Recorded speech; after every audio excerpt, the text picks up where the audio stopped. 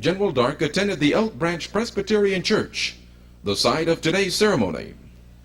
General Dark's lifelong service to his community and his country are an example for us all. The sacrifices endured by this soldier statesman and his family should be a reminder and an inspiration that freedom and good government are never free, and the price sometimes can be high. Clearly, his legacy merits special recognition in this bicentennial era. In this community resided Brigadier General William Dark, soldier statesman during the American Revolution. Born in 1736 near Lancaster, Pennsylvania, General Dark led a life of selfless service to his country, which epitomized the term soldier statesman. With prior service in the French and Indian Wars, he entered Continental service in February 1776 as a captain in the 8th Virginia Regiment. The Prisoner of War Medal is presented posthumously to Brigadier General William Dark for the honorable service and special sacrifice that he gave to his country. General then Major Dark was captured at the Battle of Germantown, Pennsylvania on 4 October 1777. He served nearly 37 months aboard a British prison ship in New York Harbor until exchanged on 1 November 1780. Shortly thereafter, promoted to lieutenant colonel, he raised the Berkeley and Hampshire Regiment, which he commanded at Yorktown, Virginia, site of the British surrender. This victory served as the bridge between the ideals expressed in the Declaration of Independence and the freedoms realized in the United States Constitution. Elected a delegate to the 1788 Virginia Constitutional Convention, he was instrumental in achieving his state's ratification of the United States Constitution. Signed, John O. Marsh, Jr., Secretary of the Army.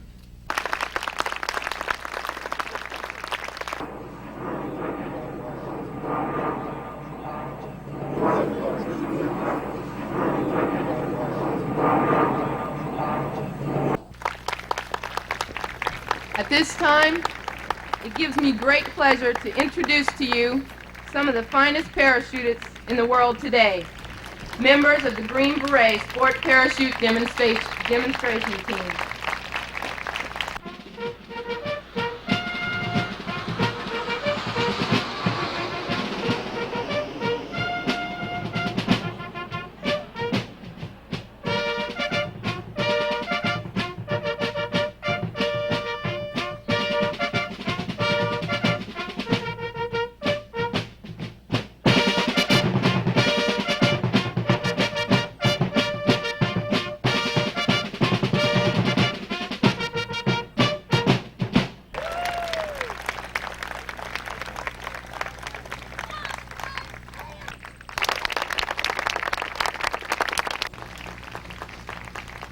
It is both a custom and a tradition of the parachute team to present the baton passed in free fall to a distinguished member of today's audience.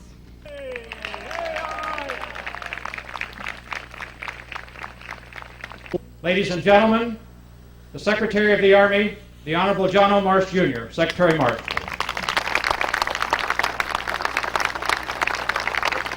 Thank you very much, General Arger. Glenn and I are both very pleased that we could be here, and you saw the skill and the capabilities of today's modern Army in that free fall jump by the Green Beret skydivers from Fort Bragg. Dedicated, enormously able. These are the people who are defending American freedoms today. Earlier, Ann Griffins spoke with you, her brother, POW MIA in Southeast Asia. This gives me an opportunity to publicly acknowledge her selfless, dedicated service on behalf of these people, and I suspect more than any single individual in America. She has done more to remind the American conscience of the obligation that we all owe to these service people and to members of their family. Reverend Cathcart, who is the minister of a nearby Methodist church, He was a prisoner of war in World War II. Recently, the Congress of the United States authorized the presentation of the Prisoner of War Medal to those individuals who had to find themselves carrying out their duty to their country in this very difficult and unusual way. One of those, of course, is this individual who's on the platform today. I would ask Reverend Cathcart if he would please come forward in order that we can make the presentation. Would you read the citation?